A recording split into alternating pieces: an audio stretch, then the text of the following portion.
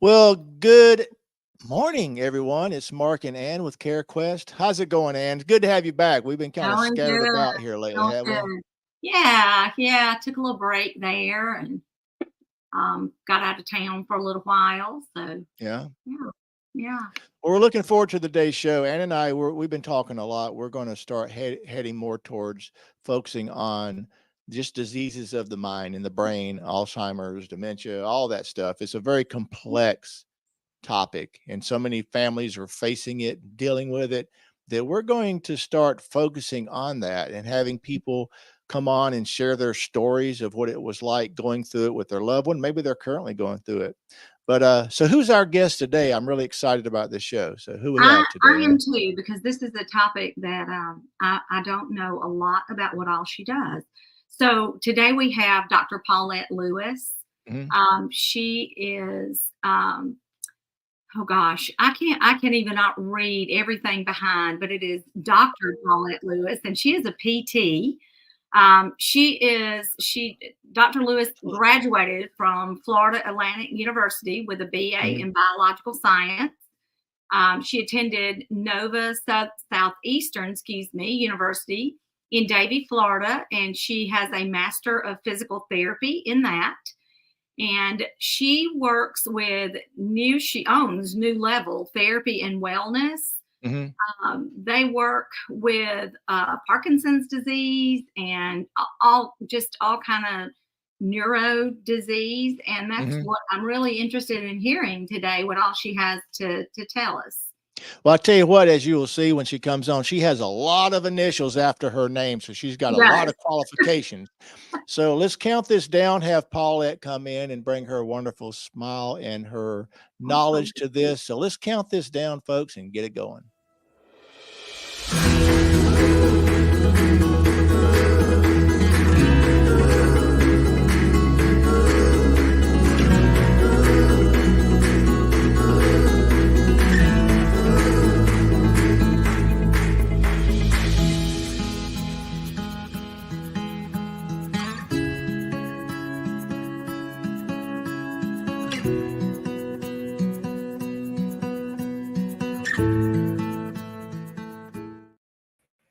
Dr. Paulette Lewis, show us that smile and welcome to the show. Well, thank you for having me. Good Yeah, morning, everyone. glad you're here. Hey, break this down. Look here, MPT, DPT, Yeah, CSAS, I started LSVT. down there, and I Come thought on now. I can do it. Break it down. Tell us about yourself, okay? My office manager says it's alphabet soup behind my name. So MPT is for Master of Physical Therapy. DPT is a doctorate in physical therapy, and actually my doctorate is a specialized doctorate in physical therapy. So I actually had one that gave me a little bit of extra training in the neurological side of physical therapy, because most of the time when we think of physical therapists, we tend to think about us from an orthopedic or musculoskeletal standpoint, or quite a few of us go into the sports medicine side of it, and that's really how they got it interested in physical therapy. But mine is more on the neuro side, on the neurological side. So I've got several certifications, which those additional letters are. Some of the letters I actually left off. I'm a certified senior strength trainer as well, but the LSVT Big is for my certification in LSVT Big Parkinson's therapy.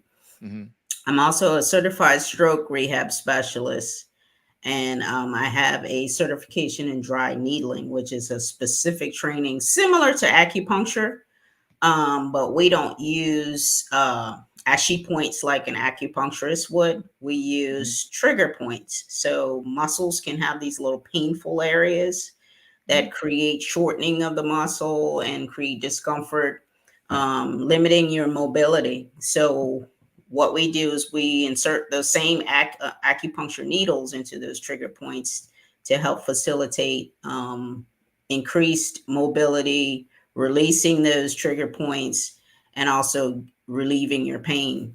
So that's a special certification that I also got. So yeah, a lot of letters.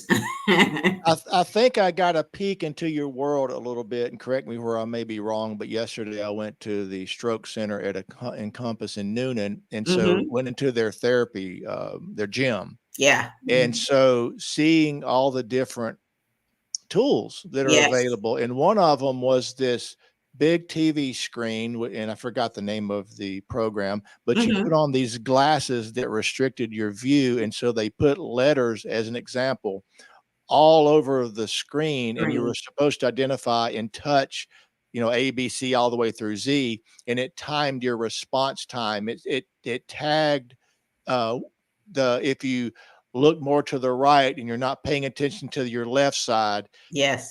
It was just really cool to do that and go through that. And then they had the TENS unit that, you put on your body to activate those muscles and all that. So I think I got a peek into some of the stuff when you mentioned stroke that you did. Got a nice picture of what some of the things that we do and some of the gadgets and tools that have come out over the past few years. Actually, when I was in PT school originally working on my master's degree, a lot of those tools were not available. But over the years with research and things of that nature, it's advanced significantly to help rehab and the neuro world. And I remember back because I'm one of these years we're talking about. But truly, and Mark, you and I are going to cover some of that, really. But, you mentioned a TENS unit, and I'm like, oh, my gosh, I love my TENS unit. And mine's a little bitty, at-home TENS unit. Right. Yeah. But I love that thing. My husband loves it. Oh, yeah. I had my TENS unit, no joke, 30-plus years. Woo! Lord. Yes. I bought electrodes over there, those things. But I love this thing. Oh, yeah. And when I think about when you're saying that about it, not even, some of it's out since you've gotten your master's and things are coming out since then. It changes, technology just changes so quickly. Yeah. It has. And I can remember back when everybody thought, oh, you have a TENS unit in your wow. And we all thought that was something. Right. Kind of speaking, Ann wants to ask you some questions here, but you're talking about training. Yeah. So what kind of training? Talk about what a physical therapist has to go through for training for that. So from an educational standpoint, we have to do an undergraduate degree first, and then we go into a graduate program. The graduate program, when I did it, was at the master's level only. And we had just transitioned. As a matter of fact, I was probably the second or third class at Nova Southeastern that was in the master's at the master's level. Now it's at the doctorate level, so at the doctoral level. So instead of doing a 2-year master's, you end up doing an additional year and you graduate with a doctorate degree. So and then you have a PTA that correct. Can also assist, just to correct. Assistant, but they don't do near as much. Correct. They do the treatment side, but they don't do the evaluation side. So physical therapist is the one that you see initially. We set up the plan of care for the PTA to actually execute what's been set up. So and their training is usually about 2 years on the associate level. However, that's actually they're looking at transitioning that to back to a bachelor's degree. Wow, that would be great. Yeah. There's debate about it, but I think it would be a good thing. So there's a lot that goes into your education, much more than a PTA would. And I'm saying that only because I've dealt with families over the years that don't know the difference in a PTA and PTA, and there's a big difference. Right. Oh yeah, huge difference. So we have to have the ability to kind of, and in different states, we're allowed to do what they call direct access. Georgia is one of those states where we have direct access. So you can actually see a physical therapist before getting an order from the doctor, technically. However, once you've seen the physical therapist, then there has to be some communication with your doctor to get an order. Medicare patients, however, have to have the order in order to see the physical therapist. And are they given certain a block of time of therapy that they have? Like yesterday, they were talking about if somebody on Medicare that comes in for rehab for stroke or whatever, they're given so much time. Correct. Of Based therapy, on the different levels. So for instance, where you went to the rehab facility, they're generally seen for about, I think, 15 days. And then they can either go to home health or outpatient. So at the outpatient level, which is where I am, we set up a plan of care generally for about 8 weeks. Yeah. And okay, so you're an extension after the like the rehab Encompass type of place. Okay, all right. Yeah. So it usually works out to where it's acute care at the hospital. Then you may go to home health, and from home health, you may go to home health or you may go to rehab. And then from there, if you do go to rehab, you have generally home health or outpatient. Okay. So technically outpatient is the last leg of it. Okay. Yeah. Well, before I forget, go ahead. Go ahead, Mark. No, I want to address a couple of comments while they come up. LaTanya mentioned when we were talking about the putting on the glasses, and she said she loved to do that. So with that being asked, do you ever have the opportunity for colleagues to come in that may be able to refer people to you, the chance to experience some of the technologies that you provide for rehab? So in regard to like observing, if it's a student? Well, yeah, just someone coming in wanting to see the things that are provided for those that are coming in, like the resources that are available for recovery. Yeah. So usually at our clinic, now we don't have the one you were particularly talking about as of yet. Right. I've actually looked into it because that's more one that's really truly assessing brain activity, brain change, left brain versus right brain. Okay. Yeah. Visual versus vestibular, that kind of thing. So but yeah, with some of the services that we provide, absolutely, we have people stop in all the time and ask about some of the services that we have, and we discuss it with them. We can show them some of the things that we've done or what we do, and we also take students. So if there's students that are interested in the neuro world, we take those students as well for observation. And Kim had mentioned a TENS and tuning fork for vibrational therapy. Is that something that you have? We have the tuning fork, yes. We also have TENS, and our TENS is actually a little, sorry, Ann, a little antiquated. So TENS tends to be one of the older ways of electrical stimulation. It is good for pain. It's a little bit more superficial. So we are really big on what is called IFC, or interferential current, which is the one after TENS. So that one works on pain, but it tends to go a little bit deeper, and it tends to be more comfortable than TENS, and it is a little bit more long lasting. So yeah, we do TENS, we do neuromuscular electrical stimulation. There's also something called Russian or biphasic stimulation. Those are the ones that tend to work on somebody that's got neuromuscular weakness, and we're trying to work on getting a muscle group stronger.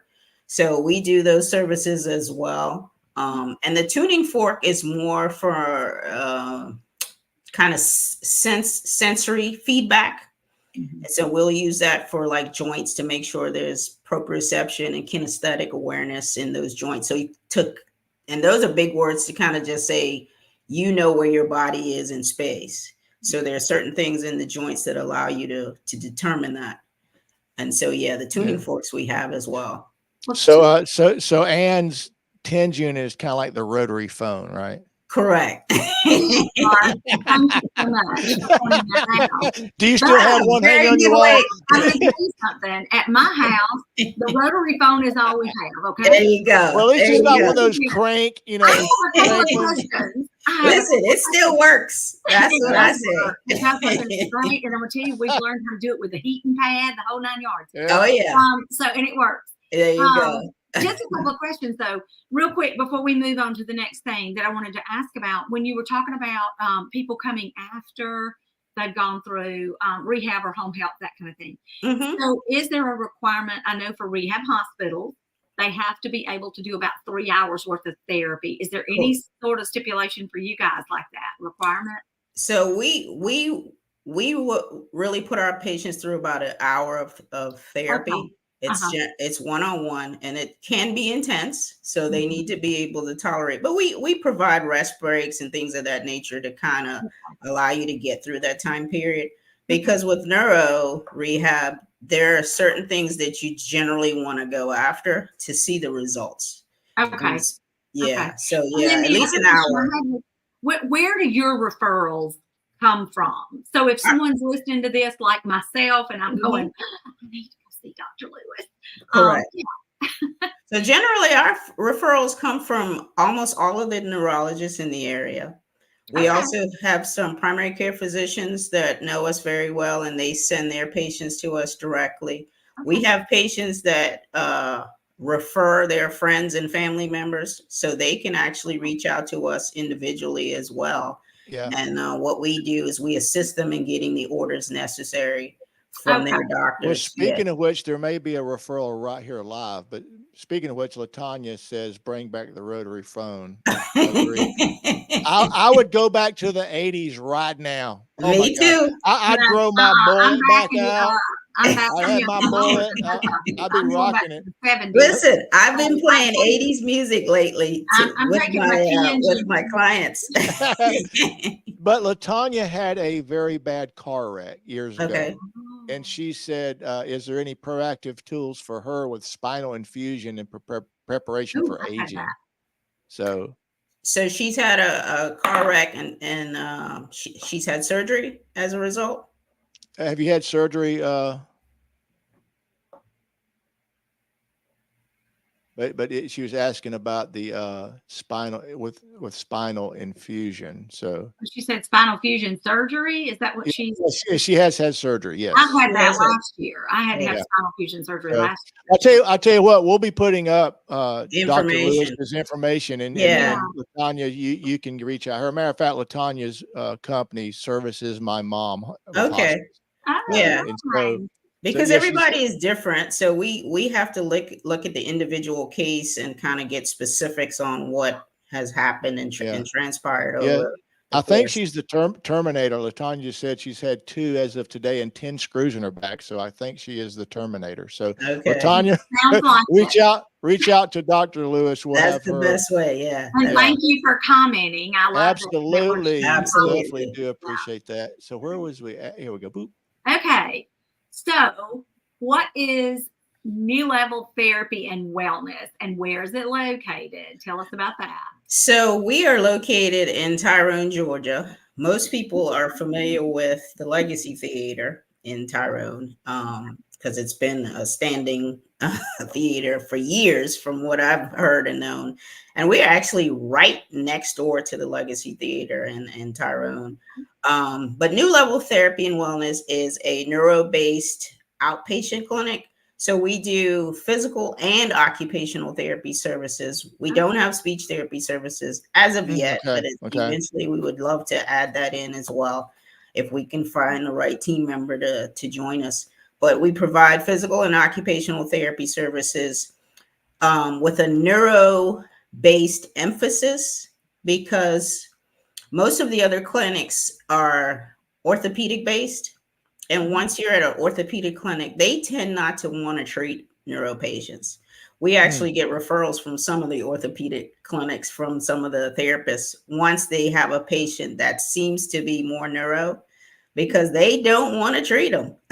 It's a tough diagnosis to treat a lot of times. And it requires a different level of understanding of what to look for and how to treat it. We do see orthopedic patients as well. We have the occasional hip and knee because a lot of the clinics are actually very overwhelmed with cases sometimes, certain times of the year. And we found that a lot of our orthopedic patients are on a waiting list, or they're being seen once every 2 weeks, that kind of thing. And you really need to see a new knee or hip more often and more frequently than that. So that's how we get several of our orthopedic referrals. Well, I think the important part of what you just said, though, regardless of, is you definitely have plenty of colleagues to refer someone out to, which Absolutely. that by itself can be an incredible resource. So if it's not something necessarily for you, you can quickly assess and identify and go, you'd be perfect, Absolutely. or, et cetera. So Right. with that said, Yeah. Ann? I'm sorry. No, my mind went to, her rotary phone was thinking ringing. I was thinking about the therapist, and really I went down that road. Road, And I'm yeah. sorry. I apologize. That's all Anyway, right. All right. Tell us how your clinic, and I think we kind of know from the neuro piece of this, and that's the piece I'm really interested in to hear more about, but tell us how it is different from like an orthopedic and what you guys really dig into from the neuro. So from the neuro side, we dig into a lot of Parkinson's, and we know with Parkinson's, it's all encompassing in many different directions. So that may be someone that might have a little bit more the dementia side, or someone who's presenting with more of the balance issues or the tremors. We deal with a lot of neuropathy, a lot of MS, a lot of we've had several dementia patients, and that was their primary diagnoses. We deal with a lot of stroke, and we've had several, but not a lot of traumatic brain injuries, what they call TBIs. Yeah. We haven't had the spinal cord, because I think most of those patients tend to go to Atlanta to the Shepherd Center. But yeah, we deal with a lot of the anything neuro. Okay. Honestly. So when dealing with some of your dementia patients or TBI, those kind of things, because I know from, of course, I'm coming off a nursing home, so that's all I know is that piece of it. But I know a lot of times we have, run into a brick wall with some of the patients with dementia and Alzheimer's, those kind of things, because they can't follow a simple command. Correct. So how do you deal with that? You have a way to get past some of that with them? Correct. So a lot of it requires a lot of patience. And then that's the reason why we're one-on-one, because you can't do multiple treatments when dealing with somebody that has dementia. Yeah. So, but you have to keep your directions of instructions simple. And a lot of times you may have to do demonstration, and it requires the art of persuasion, honestly. We had to do Psych 101 in order to get through PT school. Trust me, we use a lot of psychology when dealing with our dementia patients. Listen, I have said for years that any of us that worked in a nursing home should have to go take Psych 101. Absolutely. I'm telling you. You know what I'm hearing? I have to throw a little bit of humor in here, because I'm outnumbered here as the guy. My wife always cracks jokes about saying I have man eyes and man ears. So it's important that we let everybody know that when you're married and there's the male in the house, that it's not always brain injury, TBI, stroke, or dementia. It's man eyes and man ears, right? Right. So keeping it simple, right? Keeping it simple. The KISS method. That's you right. have to use it. So what made you start this clinic? I'm just amazed at everything you're saying that you guys do. And let's go back to when you and I first sat down and met for that lunchtime. Is how you wound up in Georgia in the South, right? Because you're originally from? I'm originally from the Bahamas. Right. Really? So here you are in Georgia. And got this wonderful clinic. Right. How long have you had the clinic? How long have y'all been in business? We started in 2016. Okay. And at that time, I started with a partner, and then the year of COVID, believe it or not, I decided to branch into independent ownership. I needed to have a space that was going to do treatment the way I really wanted to do it. And with a partner, I knew I wasn't going to be able to. So the good Lord gave me the perfect opportunity to branch into independent ownership. But I honestly, I started the clinic because of the great need I noticed when I was doing home health. So when I went at the period of time right before I started the clinic, I had been kind of pondering about it anyway, because I knew that there were a lot of neuro patients that I was seeing on the home health level that needed to go a step above that. And there was nowhere to really send them. And so I had a few of my Parkinson's patients, as a matter of fact, that I saw, and they tried the orthopedic clinic and they were greatly disappointed and felt like they didn't get their needs met and they didn't want to go back. Because I tried to refer them from home health. Sometimes you have to move on from home health in order to get, because a lot of them have goals. And that's what we do. From day one, we always ask, what is your goal? What do you want to achieve? What do you want to be able to do? And we have to take that into consideration, because a lot of times in therapy, we talk about neuroplasticity. And for neuroplasticity to occur, you have to have what they call salience. And salience is being able to do things that you really want to do. It's a personalized task that means something to you. And so in order for us to get brain change, the best way for brain change to occur, or neuroplasticity to occur is to incorporate salience. So I wanted to have a place where we were addressing not only people's functional needs, but functional wants. And so making life easier for them as well as the caregiver that they were working with. So once I saw that need, I knew there was no place south of Atlanta that was providing it. So I just dove into, trying to get it. Anybody that worked with me from the moment I moved to Georgia knew that I always wanted my own clinic. But then the neuro clinic was greatly needed, because everything else on the PT side was being addressed, but that. So we needed. That is so inspiring, and I shared this with you during our talk.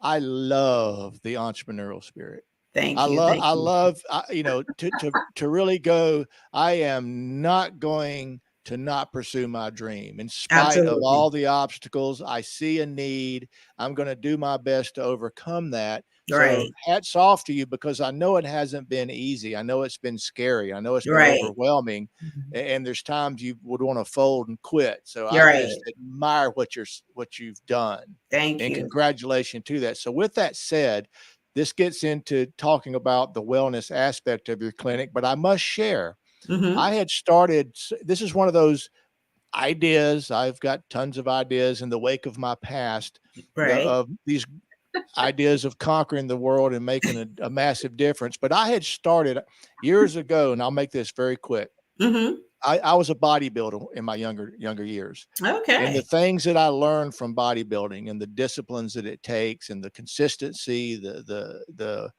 dedication that it takes. Absolutely. And I'm also a mental health advocate of knowing what happens when you struggle with the mind and maybe you're damaged from medications and stuff psychologically. Is I had started the Cortex Club. And what the Cortex Club was going to be would be like a gym for the mind, because there's so many things that people can do to correct their pathways in their mind. It doesn't need to always be drugs. It can be the way you think. It could be puzzles. It could be all types of things and activities that the Cortex Club was going to be a place for people to come and heal mentally and mindfully. So that gets into, this part here of sharing about the wellness aspect of your clinic, because initially that's what it's all about, is to recover and to regain what was lost.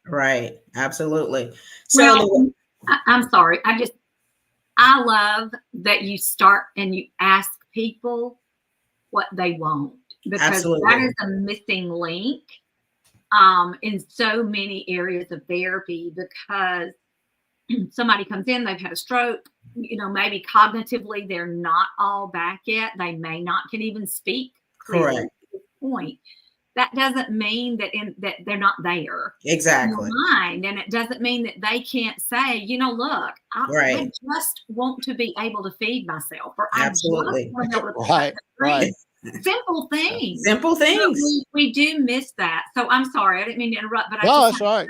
I love that, Dr. you. Lewis, that you are doing. I think that is just, I love that. I think absolutely absolutely, and it's missing in a lot of, honestly, with a lot of my colleagues, because I've had a lot of our patients come in and tell us, no, I've been in therapy somewhere else, and nobody's ever asked me that. It's more clinical, right? It's more like this: check off the boxes and move Absolutely. on, get you out, move the next one in, get our hours in. I know, and it humanizes, and it helps them to know that you really do.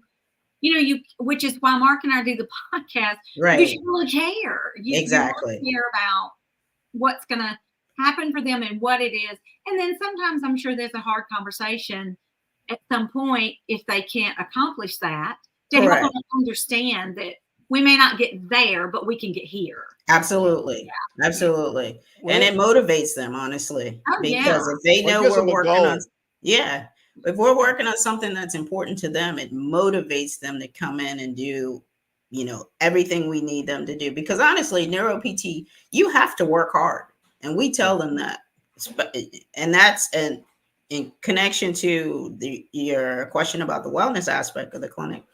A lot of times when we've set up their HEPs or their home exercise programs, we require them to put in some work in those exercise programs. And we get it started before they're discharged. And a lot of times the discharge leads to the wellness aspect of our clinic.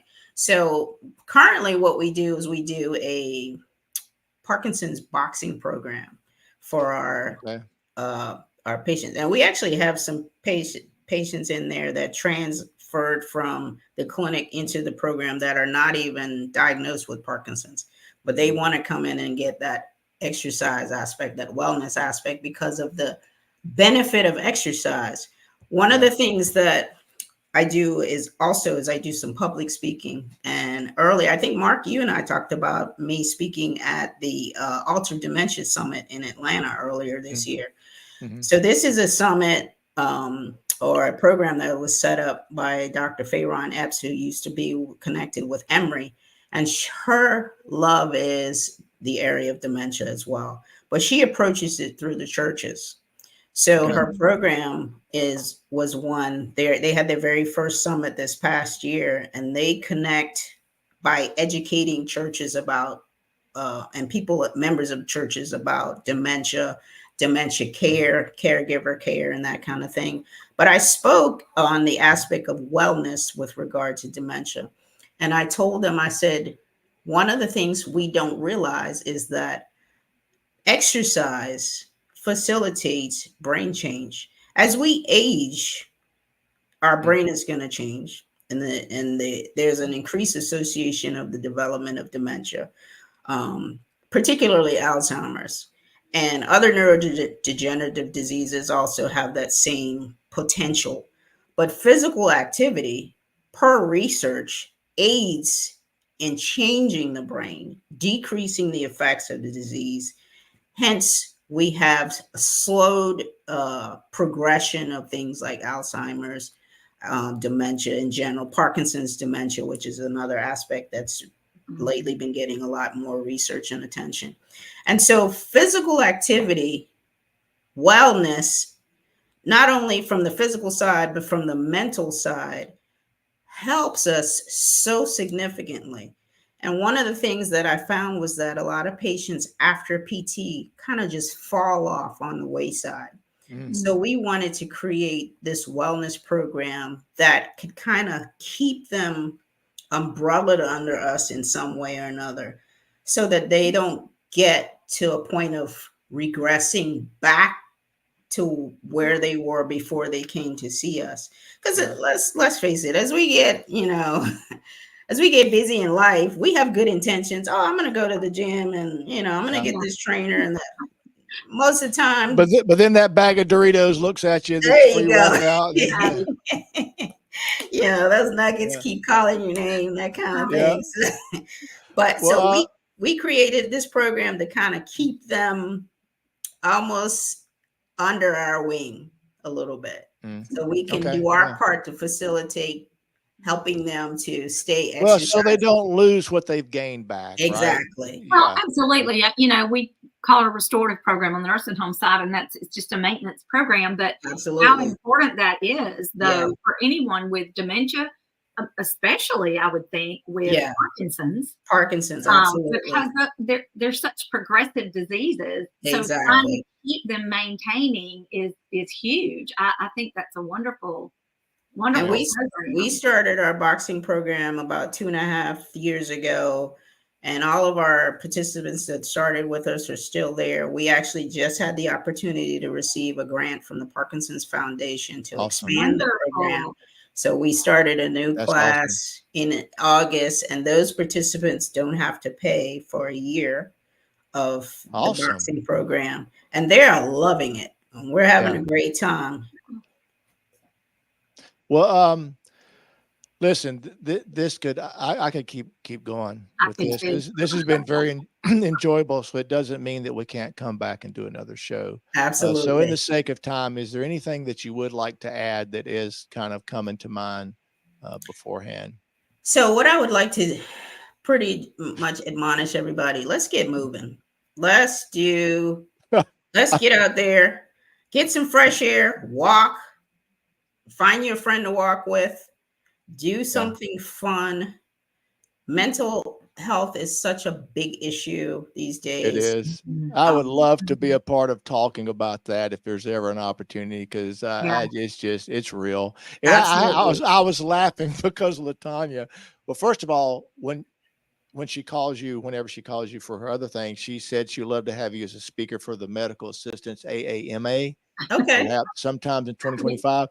But LaTanya said to help her keep finding the weight that she lost.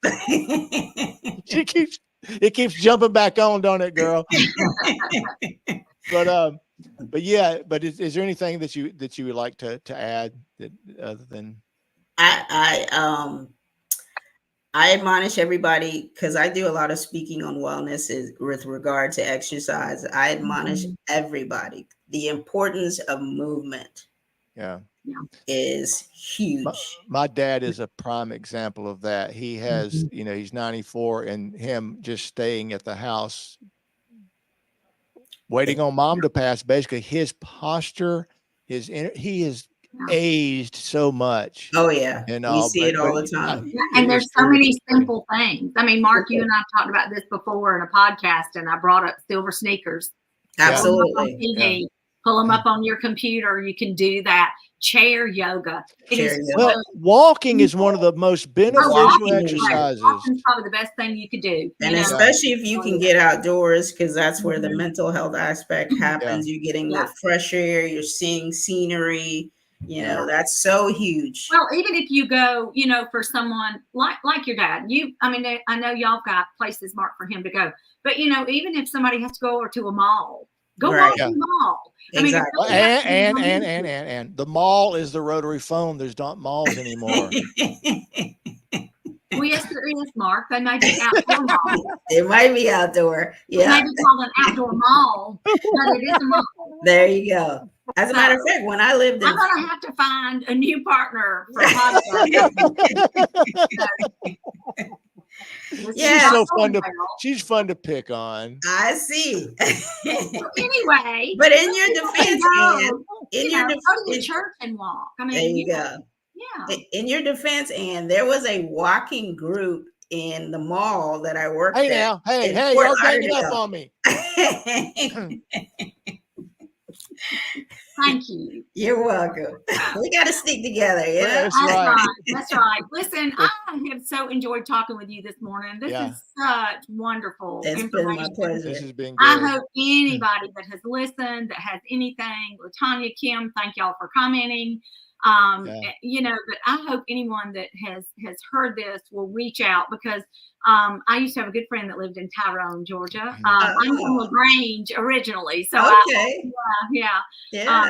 So I know exactly where you are, and it's not hard to find. Not at all. Yeah, I hope they'll reach out, because I think your service is just wonderful, what you're doing. Please do. And we try to be a connecting service to other organizations in the area as well. So if we can't help, we certainly refer out as well. That's one of the reasons why we've connected with so many physicians too. So Well, Paulette, thank you so much for coming on the show. And Ann, as usual, is so me and Ann are doing our best to bring good stuff. And I think Ann and I have been talking about the direction we want to take the podcast. I love Ann to death and appreciate all that she brings to this. Absolutely. And we're looking forward to going to try to make a difference and to matter and focusing more on stuff of the mind, getting older, dementia, Alzheimer's, strokes, all that stuff. Right. With that said, Tanya was asking me something, but greatly do appreciate it. So if anybody wants to get a hold of Paulette, here is her number and her website. And as far as Ann and I, of course, CareQuest Solution, we're here to help families navigate the difficult decisions that comes with having to make those choices and decisions of when a loved one leaves the hospital or rehab, or maybe they've been home and they need in-home health, in-home care, or the decisions of moving into assisted living or memory care. We're here to do that at no charge. So we're just here to love on families, help make a difference in such a difficult time. So with that said, we will see everybody on the next show. So until then, God bless. God bless. Thank you.